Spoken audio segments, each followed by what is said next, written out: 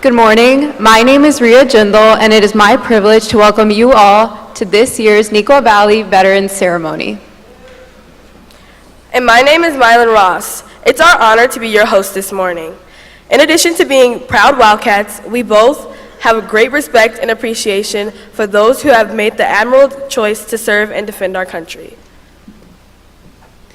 I have the pleasure this morning to introduce Staff Sergeant Joseph Chirena from the United States Marine Corps for the posting of the colors, and Summer Moore, who will lead us in the Pledge of Allegiance. Please remain standing until being asked to sit.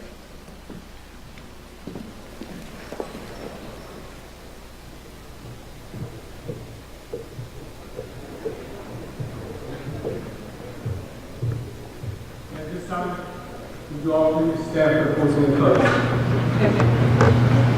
Posting the colors today is going to be conducted by 4 Neuqua Valley High School students that have earned the honorable distinction of Gold Award Gold Star by the Girl Scouts and the Eagle Scouts by the Boy Scouts. Color guard, action, sir! Forward, march!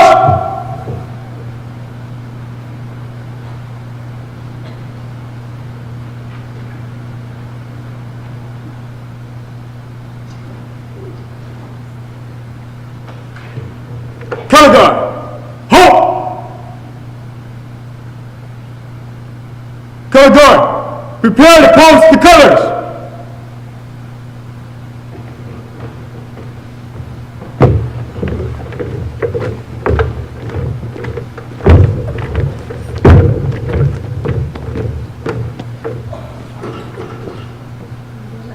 Post the colors.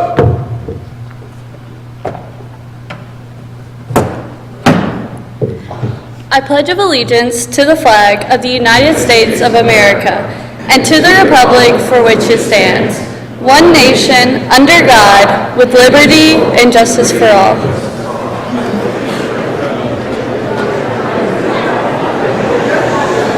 Color guard, salute. Ready, shoot. Post the colors.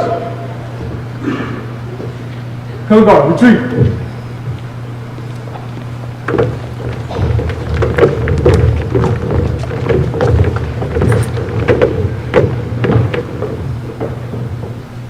Forward, march.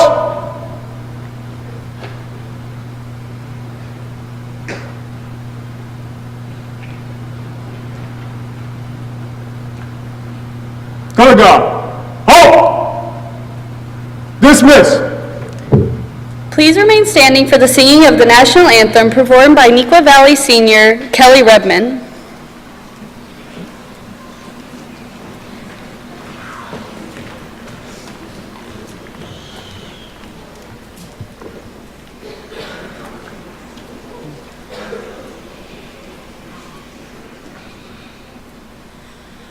Oh, say, can you see by the dawn's early light what so proudly we held at the twilight's last gleaming, whose broad stripes and bright stars through the perilous fight o'er the ramparts we watched were so gallantly streaming, and the rockets with the bombs bursting in air gave proof through the night that our flag was still there. Oh, say, does that star-spangled banner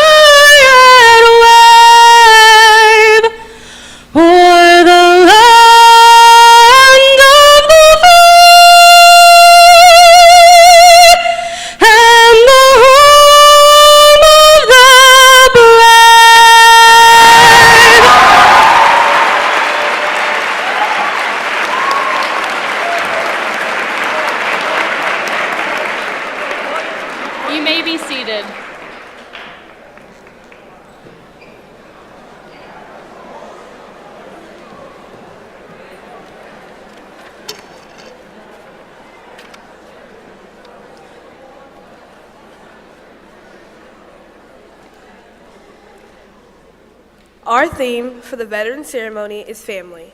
At Neuqua Valley, we often think of each other as extended family members. Today, you'll hear from a number of people who are members of the Wildcat family and others who have direct ties to our Neuqua Valley family.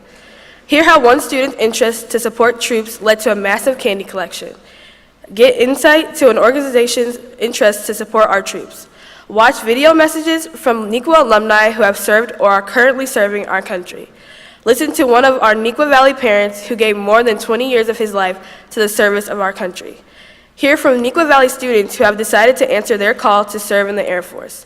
And finally, enjoy some meaningful music from our varsity singers while we honor, through photographs and music, NVHS staff and families who have served. This Sunday marks the centennial anniversary of the end of World War I. At the 11th hour, on the 11th day of the 11th month, Germany signed an armistice agreement with the Allies in a railroad car northeast of Paris, France, to end the so-called war to end all wars.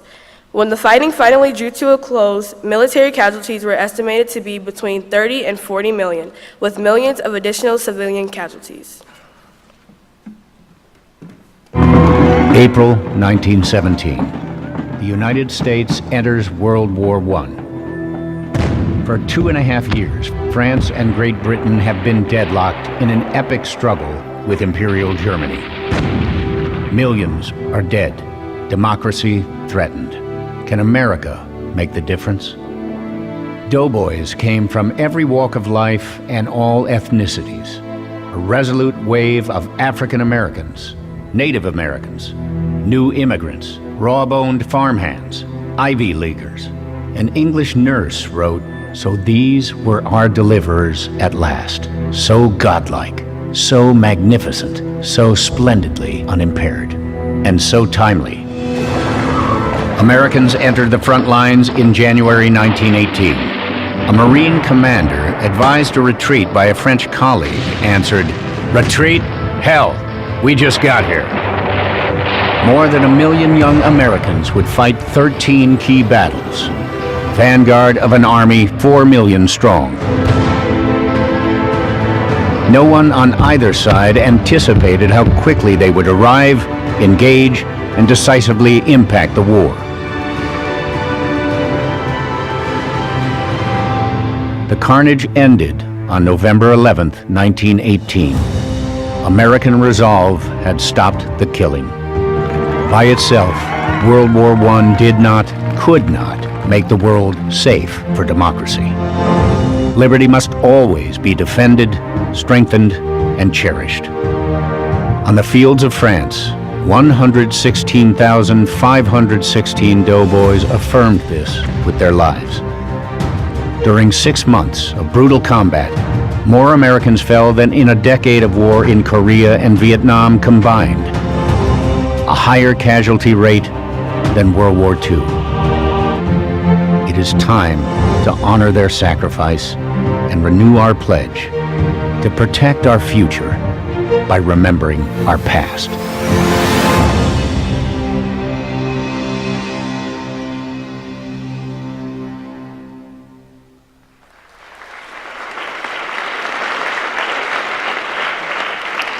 Good morning. Before I add some remarks in relationship to the 100-year commemoration of World War I, I'd like just to add some thanks. First, I'd like to thank Dr. Karen Sullivan, who is with us today, Superintendent of Indian Prairie School District, all of our Board of Education members, those with us and those who cannot be with us. Our Board of Education members, like Natasha Grover, who is here, hard to see in the light, they're volunteers. They're in the act of service, and today really is all about celebrating service. We also have other district office leaders with us. The assistant superintendent I get the good fortune of working with every day, Dr. Lewis Lee is here, Dr. Yvette Dubiel, who stewards our equity efforts in the district, which in and of itself is a reflection of the protections that our veterans give us. Mr. Mike Purcell, as well as, I believe, out there, Mr. Ron Johnson, the parents that are with us as well. I'd like to acknowledge Rhea, Mylan, and Summer for having the courage to stand up here in front of you. That's not easy when you are a student. I'd like to welcome part of the Neuqua Valley High School family, Major Joseph Malcolm, and you'll see his sons. And then all the staff members who have bothered to bring students here and that are assembled here to commemorate our veterans, to honor them, and to think through the debt of gratitude that we owe to them. I'd like to thank Neuqua Valley Music. Kelly Redmond was just up here, not easy to sing the national anthem. Particularly Lisa Trout, all of the visuals, all of the media that you see really are dedicated and the result of her selflessness, amazing. And all the Neuqua Valley media students that are helping. You'll see school counselor Christina Krensick, whose husband is a military member. She will be up here as well. I want to thank her. Kathy Clark, who's part of Operation Support Our Troops, so invaluable. And then, of course, our Eagle Scouts and our Girl Scout Gold Award winners for posting our colors and for being with us. Finally, big, huge special thanks to two people. None of this would be possible. They do it as an act of service without the valiant efforts of Linda Jacoby, the secretary, main office secretary at our Burkett Center, and Mr. David Perry, the assistant principal who's been working on this since August. Can we give all of those people a huge, huge round of applause? Finally, we are really here to thank veterans. And we might have veterans in the audience. I'm certainly going to introduce in a moment these fine service people next to us. You might be representing a veteran. You might be here standing in their stead. Could I just ask everyone in the audience who is a veteran, or if you are representing a veteran, there's a veteran in your heart, a family member, a parent, a cousin, a friend, could you please let's just stand up and bring those veterans into this space. If you're representing a veteran, let's just bring them in the space. They might not be here with us right now. They might not be living. But just by you standing for a few moments, you bring them to the space.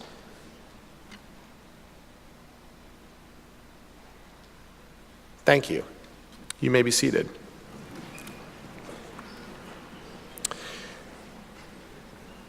I'd like to thank everybody here for taking a moment and attending and paying tribute to the soldiers, sailors, airmen, Marines, merchant Marines, and Coast Guard members, past and present, who are willing to follow their call and serve their nation and their comrades in arms. Today we have 4 members of that are active military personnel joining us that I would like to thank and recognize. If you could please stand when I called your name, and then if we could applaud for them, as they represent millions behind them. Staff Sergeant Paula Mejia, Staff Sergeant Sean Austin, who might be in the audience, not sure, but I want to acknowledge him. Staff Sergeant Joseph Cherina, who you just saw a moment ago. Petty Officer from the Navy, Petty Officer Corey Bloom. Could you give them a big round of applause? They represent millions. Thank you for your service. And thank you, Major Malcolm, who we'll hear from in a few minutes. We appreciate you being here. Veterans Day in the United States has become more and more associated with Election Day, given the close proximity of Veterans Day to our national elections that just passed this past Tuesday. Indeed, our armed forces and veterans have protected the peaceful election of officials and transition of power that occurs with an election in this country since the beginning of our nation. They preserve that essential freedom for us to vote and for us to elect those that represent us. But in fact, Veterans Day is November 11th. It is Sunday. It commemorates the 11th day of the 11th month of the 11th hour in 1918. But more about that later. On Tuesday, I received a text from a lifelong friend who has been our keynote speaker before, as he boarded a military transport leaving California and headed for a field hospital in Iraq. The journey of one Navy medical surgeon to support Marines and Navy SEALs in the Middle East, or any of our service people to go overseas, has become typical for our men and women in uniform in the past century. Military service in our nation has almost become synonymous with going over there or being overseas. 100 years ago, the United States had never participated in a large-scale overseas global confrontation alongside other superpowers of the world and against a prevailing superpower itself. American engagement in World War I was celebrated in the music lyrics of the most popular tune of the time entitled Over There, that celebrated and imagined the journey of our men and women in arms who went over there to Europe beginning April 6, 1917, when our nation declared war on Imperial Germany. The song told the world to beware over there that the Yanks were coming. We joined our British and French allies in a fight that eventually ended with a truce declared for all combatants on the Western Front that began at the 11th hour of the 11th day of the 11th month in 1918, November 11th, Veterans Day. During World War I, American soldiers, sailors, airmen, Marines, nurses, doctors, and support units engaged the enemy for 19 months, much shorter than the other nations that had been in combat since August 1914. American contributions, however, were decisive at the right moment, from the first American battle at Cantigny to American courage and decisiveness in Belleau Wood. The Yanks turned the tide. The war in Europe was hardly winding down when the United States entered. As a matter of fact, American troops were instrumental in beating back German forces outside of Paris as they drew within artillery range of the French capital in July 1918. When the war was won, we were changed as a military and as a people. We had stepped out for the first time on the world stage. We joined the ranks of the world's most powerful nations. Our troops had now traveled to far distant lands that most Americans could hardly imagine even coming from our cities and our countrysides. We brought jazz to Europe, and we brought American resolve to the old world. Our troops also saw unimaginable carnage and mechanized slaughter that claimed millions, a ghoulish mass death that predicted the events that would occur 2 decades later in World War II. And they saw laid waste an entire generation of German, French, and English young men, cut down by the machine gun, torn to pieces by artillery, suffocated by gas, diseased in trenches and stench, and terrorized by a very new weapon, aerial warfare. 116,000 Americans perished in the trenches, woods, and villages that crisscrossed northern France and Belgium. Many returned amputated, scarred, blinded, or traumatized for the remainder of their lives. They blazed a trail for future servicemen and women that American armed forces could go anywhere and American resolve could overcome anything. They broke a horror that had lingered in Europe for thousands of years, namely that when a foreign army came to your village, it meant death, horror, enslavement, or worse. American doughboys came to villages. They liberated, they fed, they saved, and they rebuilt for total strangers. The red poppy has become the universal symbol of the carnage and renewal of World War I, because all across northern France and Belgium, it was the first flower to bloom in the ashy soil when spring arrived in 1919 and the guns were silent. Today, it does not surprise us at all to think of American servicemen and women over there in the Middle East, Asia, Australia, Turkey, Syria, Iraq, Afghanistan, Korea, and more nations that are too long to list. Maybe we take it for granted, sitting in an auditorium like this, enjoying a place like Neuqua Valley, in a public school district like Indian Prairie, in a town and city like Naperville. Maybe we just assume that these defenders of freedom are protecting human values, fighting terrorism, securing the seas, and ensuring our rights.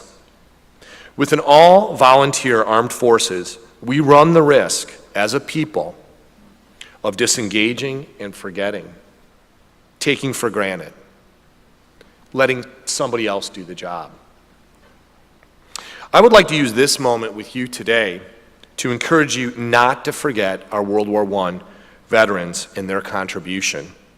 Let's demand that our nation erect a monument in Washington, D.C. to these men and women who might have only fought for a few months, but who turned the tide when the world needed it the most and led their nation out onto the global stage that we stand on now. Let's remember our servicemen and women who are over there right now, right this moment.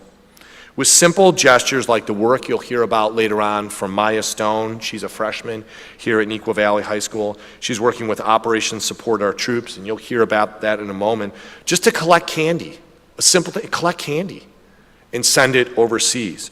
Now, you might not have an insight into what that means. I do with my Navy surgeon friend.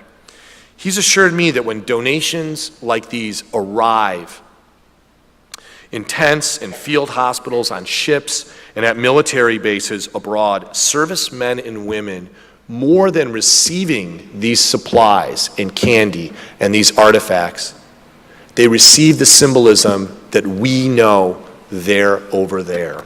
And that symbolism is more meaningful than actually what we send.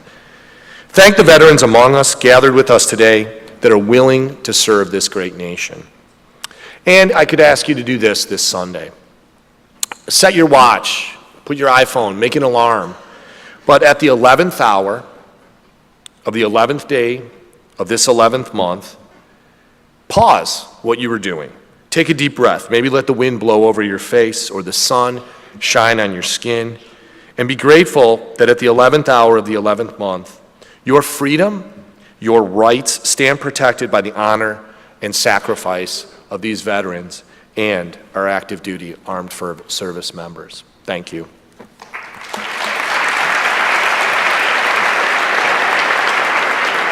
Hey Neuqua Valley, this is Michael Fliss. I was part of class of 2012, and I'm a United States Marine Corps infantry veteran.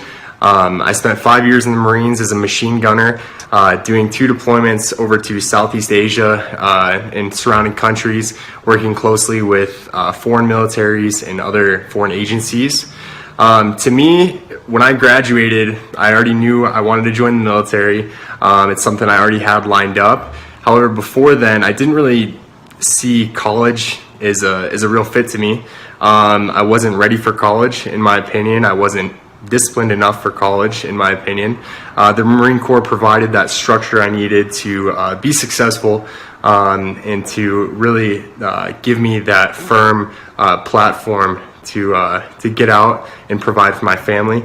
I'm currently living in Colorado Springs, Colorado with my wife and my beautiful 1-year-old daughter.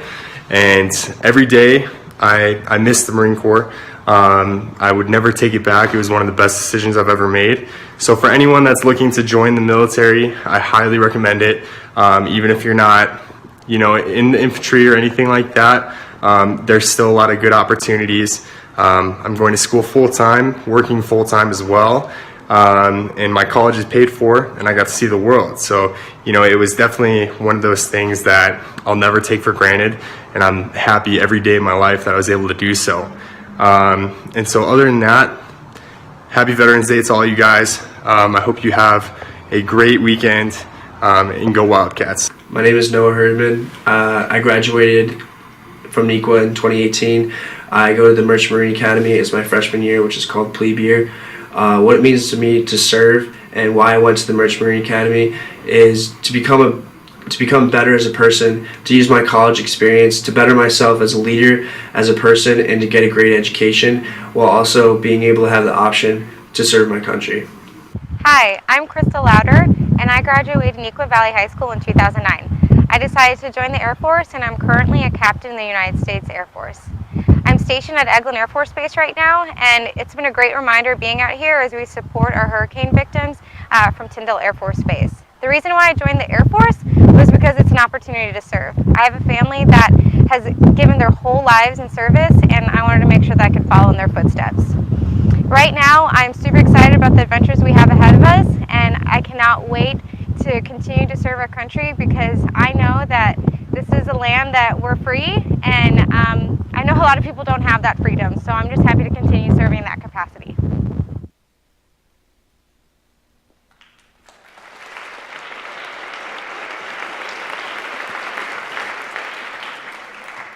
Today we celebrate those who have risen to the ultimate call to serve and to protect the freedom that we enjoy as citizens of the United States of America. Today, I have the pleasure of introducing one of our Neuqua Valley parents who has risen to this very call and served our country for more than 2 decades in a number of vital roles. Major Joseph Malcolm's story of service to our country, coupled with the ongoing benefits that he's leveraging some 27 years later to attain his PhD, is a story that you'll want to hear. Please give a warm Wildcat welcome to Major Joseph Malcolm.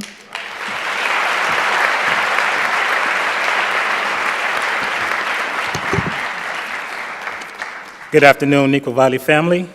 And first of all, I'd like to thank Mr. Perry and his staff for inviting me, and also Dr. McBride for allowing me to be here today.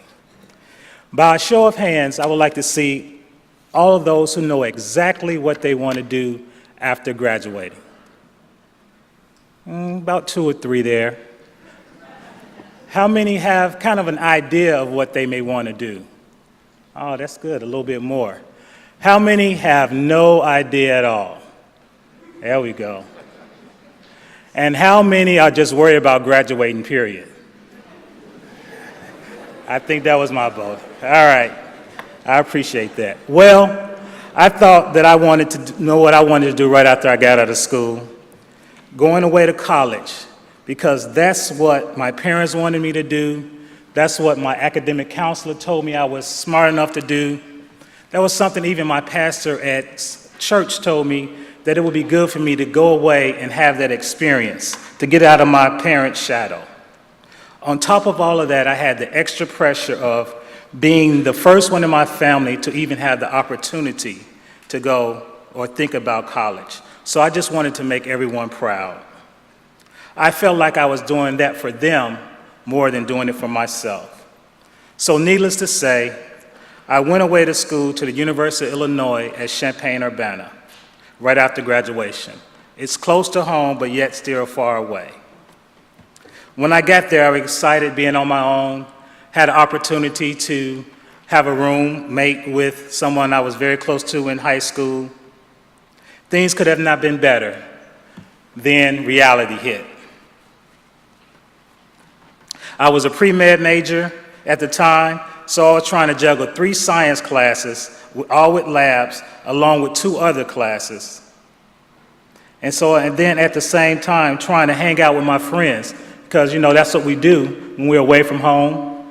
No longer have to come in at a certain time, not having to check in with our parents, having fun. That's what college is about, getting away, getting that experience. Well, on top of all of that, I still needed a part-time job to help pay for school, because my mother had already taken out a loan just for me to go to school, so I didn't want to burden her with the extra expense of trying to pay for my toiletries and my other little expenses that I had. All of this quickly became overwhelming because I felt that I really didn't have anyone to help direct me while I was there at school, and I didn't want to tell my mother I was not doing so well. And at that point, I had a decision to make. I knew that I wanted to continue school. However, I also knew that I didn't have the discipline and the focus needed to help me to be successful. And I didn't want to put any more financial burden on my parents already, taking out more money than they should have in the first place. However, I didn't want to go back to the south side of Chicago, a failure, and back to the neighborhood I was trying so desperately to get away from the gangs, the violence, and the drugs. But what other options did I have at that point? I can go home, I could join a gang, sell drugs with the rest of my friends, and in a few years, probably wind up in jail. Or what was probably more a likely scenario is wind up dead. But fortunately for me, there was another way out, and it was the military. My mother took me to the local recruiter, and a journey began. I enlisted into the Army National Guard at the age of 19 and was shipped off to boot camp in 1991 to Fort Knox, Kentucky for basic training. I remember just like it was yesterday, riding on that bus with kids from all over the United States, scared to death not knowing what to expect, then to pull up to what would be our home, our barracks, for the next 8 weeks. And 2 drill sergeants getting on that bus yelling with these big round brown hats, telling us to jump off that bus right away. We all lined up with suitcases in hand and drill sergeants in our face, yelling and spitting, telling us to forget what you thought, you're gonna be mine for the next 8 weeks. That began 8 weeks of the most mentally and physically challenging times of my life. But that was exactly what I needed at the time. It began to teach me discipline, dedication, perseverance, teamwork, and above all else, confidence that I could meet any challenge presented to me. After my time at Fort Knox, Kentucky, I was shipped to Fort Sam Houston, Texas, where I was trained as a field medic, or what you may know as a paramedic, and a pharmacy technician. I spent the next year there learning my craft and preparing to come back home and give school a second chance. Being in the National Guard is a little different than being on active duty, which are both great options. However, as a National Guardsman, I was still in the military. However, my commitment was not exactly the same. I was able to go to school and work a regular job, but was obligated to give the military 2 weeks in the summer and 1 weekend per month for annual training.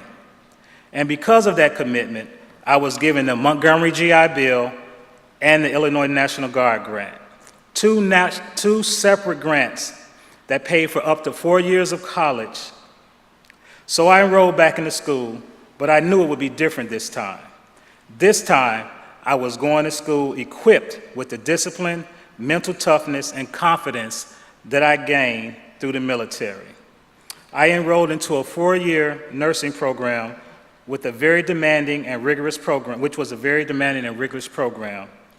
as well as being an ROTC and working a job. Once I finished school, I was promoted to an officer in the military, equivalent to being like manager or a supervisor, and my career really took off. I was able to travel all over, working as a nurse in the emergency room and intensive care unit. I even had the opportunity to work as a flight nurse in the Air Force, which is one of my most exciting opportunities in my military career. We would be on the back of a C-130, which is a big military aircraft, where one part of the mission we would drop off tanks and artillery, and the second part of that mission, we would bring back wounded soldiers on that same plane. In order to be a flight nurse, we had to go through what is known as SEER training, which stands for Survival, Evasion, Resistance, and Escape. And what that is we had to do this just in case our aircraft got shot down or had to emergency landed in enemy territory. This training taught us how to survive with the bare minimum. All we had was what we could carry on our backs. We slept on the ground, under a poncho, even eating whatever we can find on the land, including worms, crickets, rabbits, raccoons, whatever we could catch. We had to train on being interrogated by the enemy and potentially escaping when possible. That was the most intense training that I ever had in my life. However, it was not the most rewarding. I had the opportunity to serve right here in Illinois in Rock Island, where I was the executive officer and then the commander for a wounded warrior unit that was responsible for taking care of soldiers, wounded and injured soldiers coming back from war. I will never forget the many sacrifices of those soldiers and their families made for us to sit here today to be a free nation. Not only has the military given me the opportunity to serve alongside some of the most dedicated and courageous individuals that I have ever met, but it also gave me the opportunity to transition from a uniform to a suit.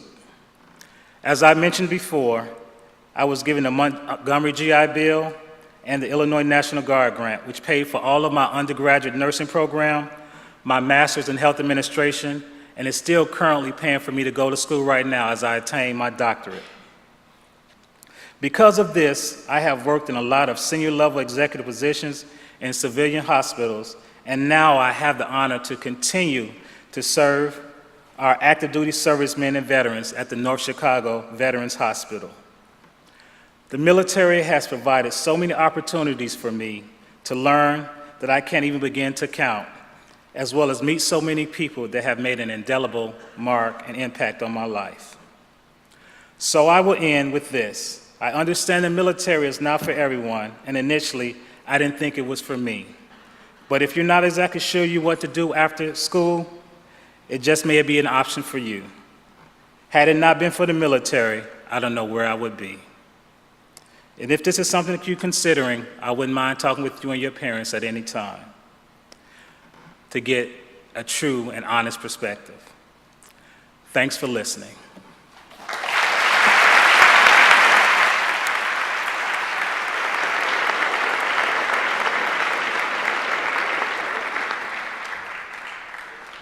Now I have the honor and privilege to introduce to some and present to others my three sons, the band of brothers, Jared, Jeremiah, and Josiah.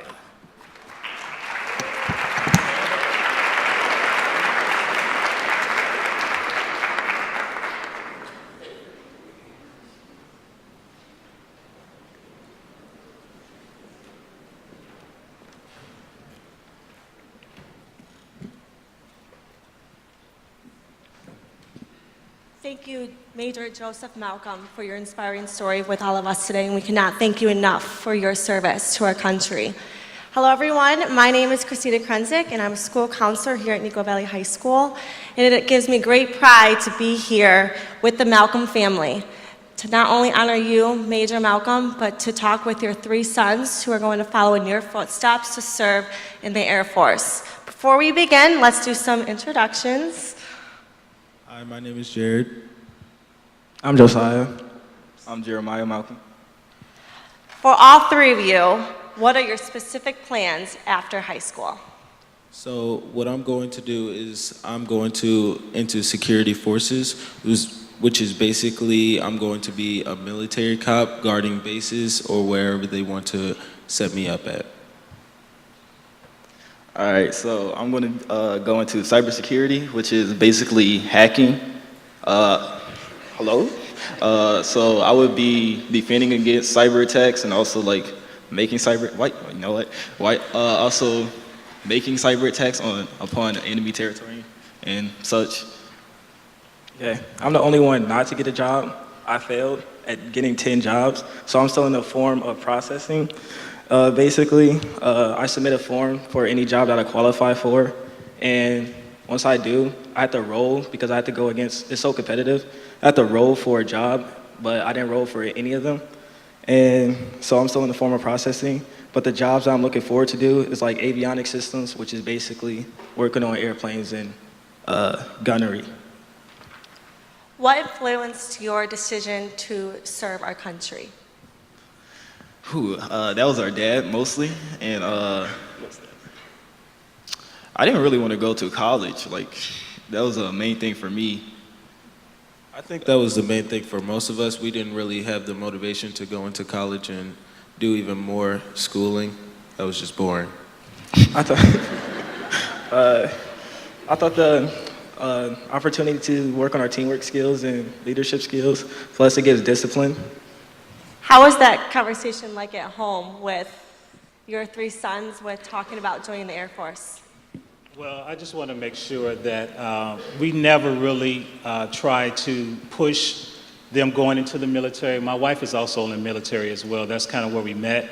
But we just wanted to make sure we presented options for them that as far as college and letting them understand that that there are other options out there and it's not something that they have to do if they're not ready for. We would much rather them make that decision on their own. So we just kind of put things out there. We had an opportunity to go and visit some military bases, the Air Force base in particular, just so that they could see that you still can have a life and be involved. So we just kind of put it out there and then let them ultimately make the decision. Whatever they were going to do, we were going to support them either way. But we wanted to just make sure that they had all the available information out there to make their final decision.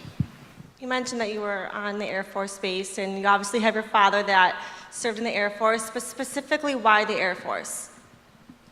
We chose the Air Force because our dad said he enjoyed it more than he was in the Army and the Air Force.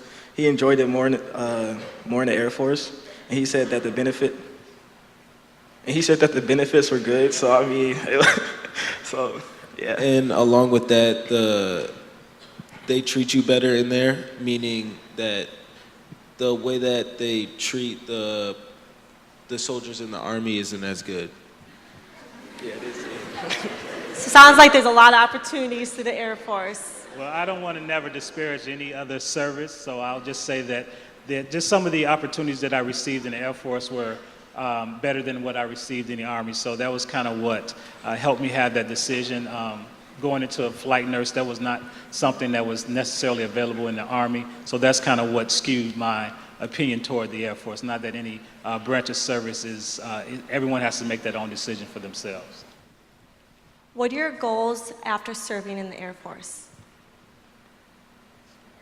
My goals is I know it doesn't really go along with my job, but I'm going to be going into the daycare business because my mom, they have a daycare business and I want to own and direct my own daycare.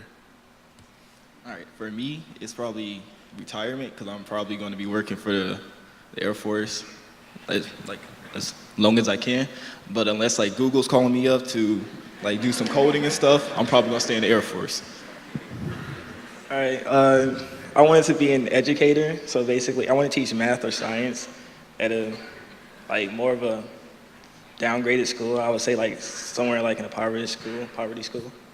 It's so great to hear that you all have different facets that you want to go into with the Air Force. I think it's very admirable to go, whether it's job security, whether that's education, whether it's in the police section of the Air Force. After you do serve, how do you feel that you will be able to give back to your community as your father has done? Just by being an educator, like I'll be able to teach kids and like give them discipline, like I was disciplining them, well not like yelling at them and stuff, but like it's like be able to discipline. Basically for me too, it's just giving them a place to be just taught and be able to have another place to learn. All right, so basically I'll be a better leader so I can lead my team to success every time. What have you done in high school that has shaped you to make this decision to join our military? It was mostly the team sports, so being able to be on track and field, that was a really good way that helped us learn teamwork and leadership. Another thing that helped was MEPS. I don't know what it stands for, but like it's like this 12-hour processing thing where we have to do like this physical activities and they test us, and it's actually very annoying. It's like for school, there was a class I took, AP Psychology. It was pretty. It kind of helped. It would help in the aspect of like, because the military, the drilling part is all psychological, it's all mental toughness. So it's like AP Psychology kind of helped me understood how to counteract that mental, like, I don't know what you would call it. Mental fatigue. Yeah, mental fatigue. I think it's great that you are all sitting here with your father, who has served over 20 years into our military. And I believe those that are sitting in the audience may be thinking about joining the military. Any advice to those students in the audience? Stay physically fit. Pretty much it. All right. You might want to, like, the earlier, the better. The earlier you do it, the more opportunities you will have, and like the more choices of a job you can have, you could get. I don't know, just make it easier if you do it earlier than later. It's really not as bad as you guys think. Probably from most of the stereotypes that you're getting yelled at, which is true, but it's not as bad until you really get into it. And one thing that I would say is that just make sure that you do your homework in regards to each particular branch of service, whether it be the Army, the Air Force, the Navy, Marines, or the Coast Guard. You have to find out which branch of service best suits your needs and offers the type of jobs that you want to have. So just make sure that you do your homework on each one. Jared, Josiah, Jeremiah, thank you so much for sharing your experiences through your dad, and wish you all luck in the Air Force next year. And thank you, Joseph Malcolm.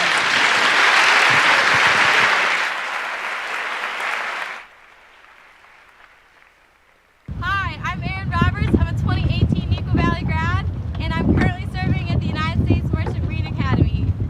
When you graduate from this academy, you can be a licensed merchant marine officer, or you can graduate as a commissioned officer in any of the armed forces. Here at KP, we are on Long Island. We are right by New York City. We're in Kings Point, New York, and it's a really great school to be at. I'm currently majoring in marine engineering, and I'll graduate as a third engineer on a ship. At Kings Point, I'm a NCAA D3 diver, and I do power squats too, so I get to drive all these boats all the time. It's super fun. Would totally recommend if you come here. I chose to serve because I want to do what's better for the American people. I want to serve you guys as much as possible, and I want to be a part of something bigger than myself, and something that really matters.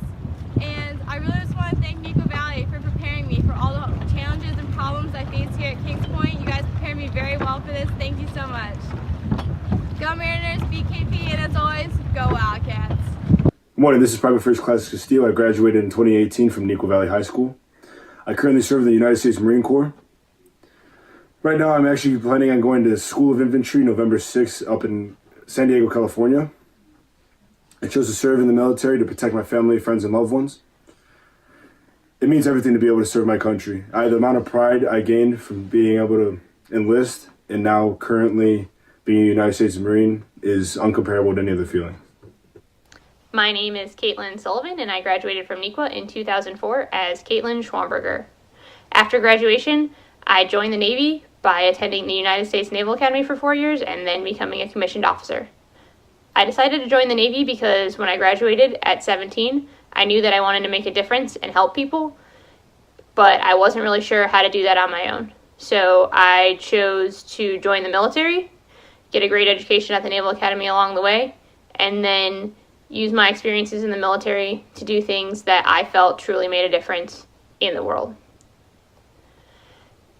To me, serving my country means the ability to stand in a long line of tradition of some of the greatest Americans that have ever lived and who have sacrificed themselves, and their families have sacrificed in ways that we can't even imagine today. Those people are the foundation of what makes America great.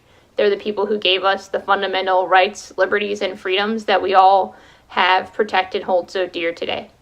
So for me, service is becoming part of that tradition and continuing to uphold their honor and their values in order to ensure that all Americans have the fundamental rights, liberties, and freedoms that we all value, and that protection continues for generations to come.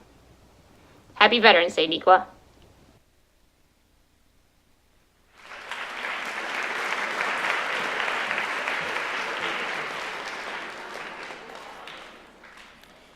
Many might say, I appreciate what our troops in the armed service do for our country, but what can I do? I'm just a high school student. Well, Neuqua Valley freshman Maya Stone set an example as an 8th grader that many of us can be inspired by, and she continues this practice as a freshman. It's something simple, but makes a big difference to those serving our country who can sometimes wonder if the world realizes what they are sacrificing. Watch this sweet story about Maya's efforts to make sure the troops know they're on our minds.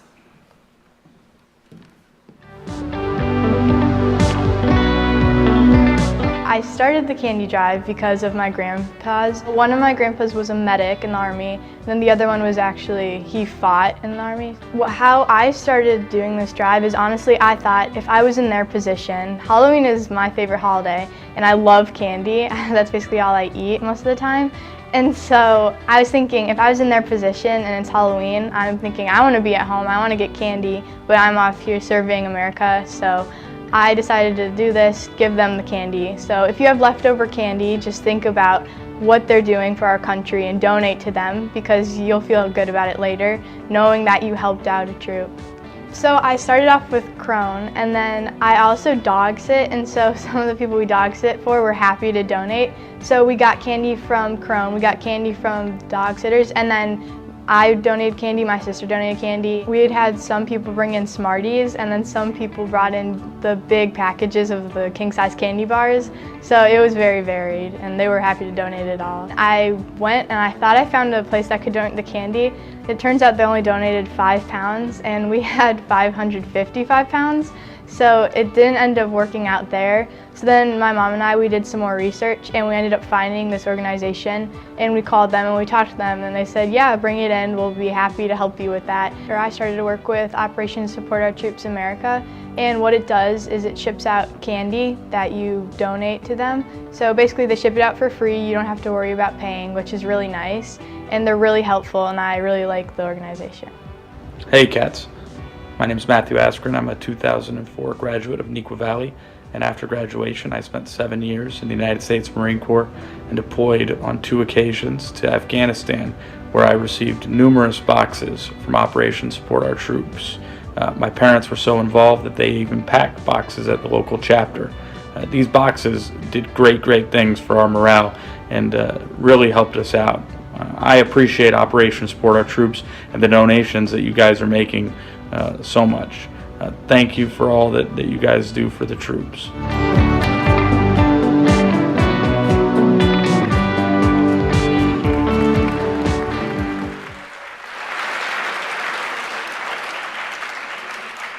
From Operation Support Our Troops America, please welcome team leader Kathy Clark.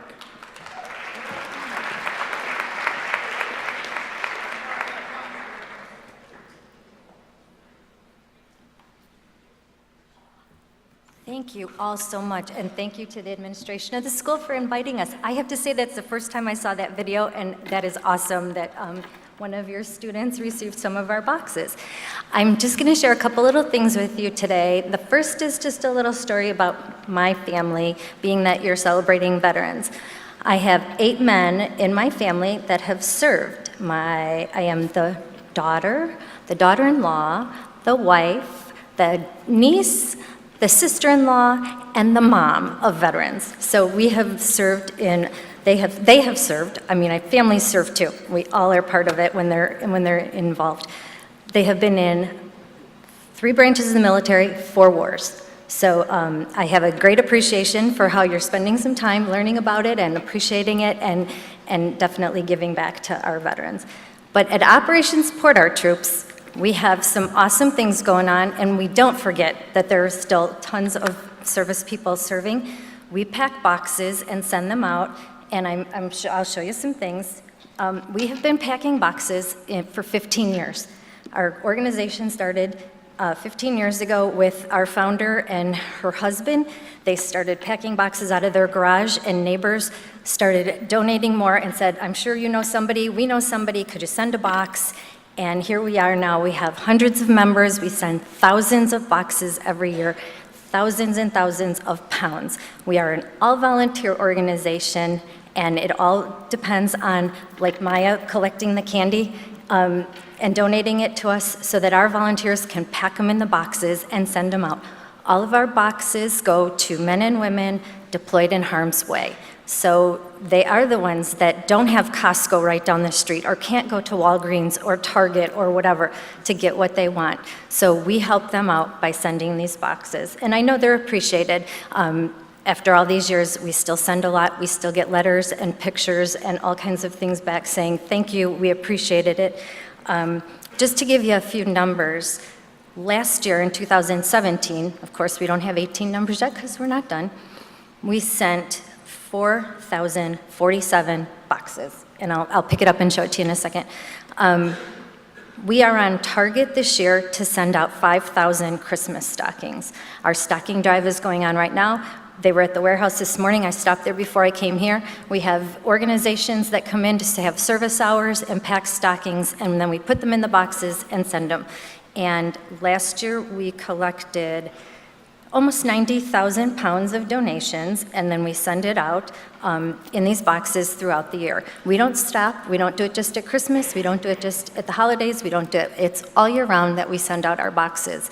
I'm going to set this up here. I think you can all see that. Last year, just to give you an idea, kind of put it in your head, because 90,000 pounds is a big number, and I'm not sure really if I could picture in my head what 90,000 pounds really means, even though I'm at the warehouse once a week sending them out. That is 105,000 cans of soda, or about 9,000 12-packs if you're going to the store and you're going to bring a 12-pack home. So that's, if you try to stack all those up and how big, that's how many boxes that we sent out just last year. And our average cost per box is about $30. So, we need the donations like Maya's Candy and all of our partners that donate goods and services to us and come help us pack boxes, because we couldn't do it without all of the people like you. This is one of our stockings, and like I said, we're going to send 5,000 of these. They have all kinds of things. They start out with usually batteries. We put beef jerky. We put fruit chewies. We put there's always like a little stuffed animal. There's a bag of candy in it. And sometimes the service members keep these, put them around their area just to lighten things up, hang up the stockings. Sometimes if they're out patrolling, they'll have it in their backpack and they'll pull out the candy, and then they find a child and they wind up making a friend and letting them know that they're there to help, they're not there to hurt. So they always have that in their backpack, and that's how we are able to get that candy out to them too. Last year I think we collected about 10,000 pounds of Halloween candy just in general, and they all get bagged up and put in all of our boxes.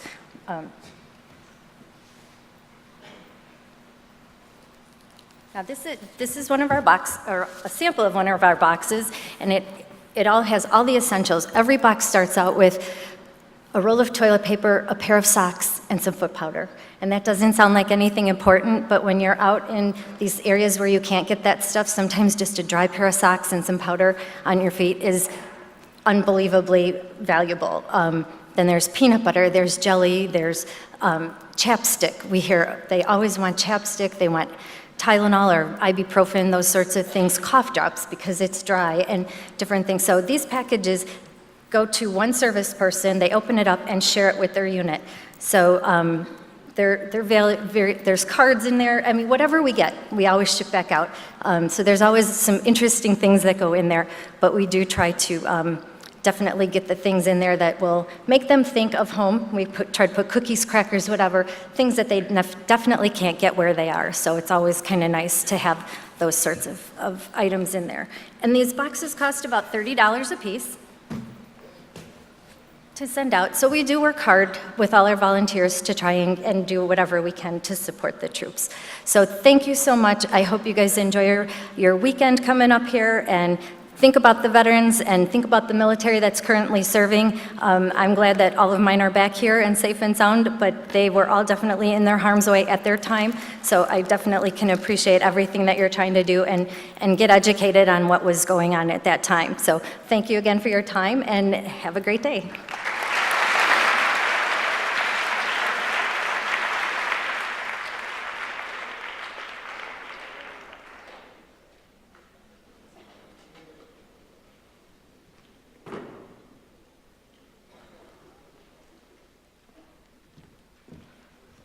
All right, thank you, Mrs. Clark. Now I would like to introduce the piece that will be performed by our Neuqua Valley varsity singers. It is entitled For Spacious Skies. This song is an arrangement by David L. Bruner that incorporates a new melody by Paul Short using the familiar text from America the Beautiful. This version uses all 4 verses of the original poem by Catherine Lee Bates, many of which are not often performed. In the summer of 1893, Miss Bates was teaching English at Colorado College. Later, she described, quote, "One day, some of the teachers and I decided to go on a trip to 14,000-foot Pikes Peak. We hired a prairie wagon. Near the top, we had to leave the wagon and go the rest of the way on mules. I was very tired, but when I saw the view, I felt great joy. All the wonder of America seemed displayed there with the sea-like expanse. On the pinnacle of the mountain, a poem started to come to her, and she wrote down the words upon returning to her hotel room. The poem was first published with the name Pike's Peak in the Independence Day edition of the church periodical The Congregationalist in 1895. A hymn tune composed by church organist and choir master Samuel A. Ward in 1882 was first published with Mrs. Bates' poem in 1910 as America the Beautiful. The Neuqua Valley Choir dedicates this arrangement of the patriotic text to all who serve and have served in the military. Thank you for your tremendous sacrifice and bravery. All the pictures in the following slideshow represent members, daughters, grandfathers, sons, alumni, and relatives of our Neuqua Valley staff. We treasure their service to our country and are pleased to have the opportunity to honor them today.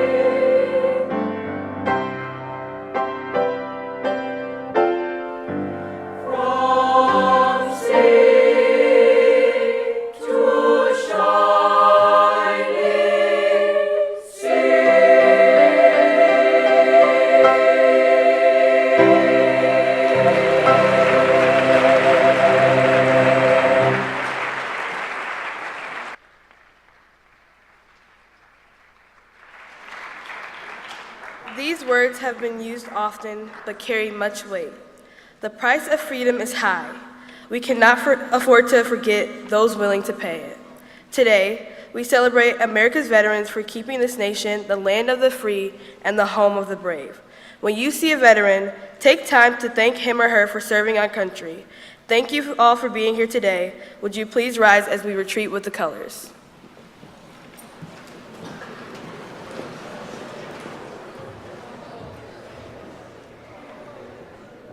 Color guard, attention!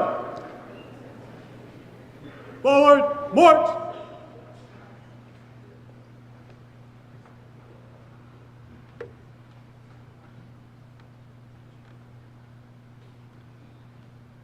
Color guard, halt!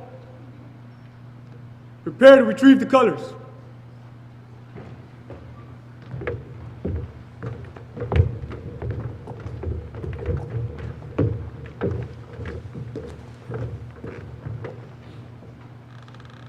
Color guard, retrieve the colors.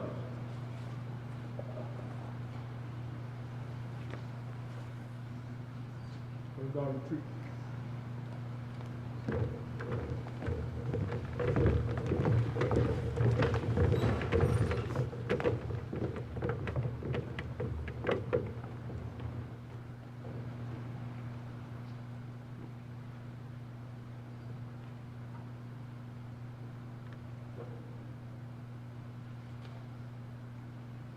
Color guard. Oh! Dismiss.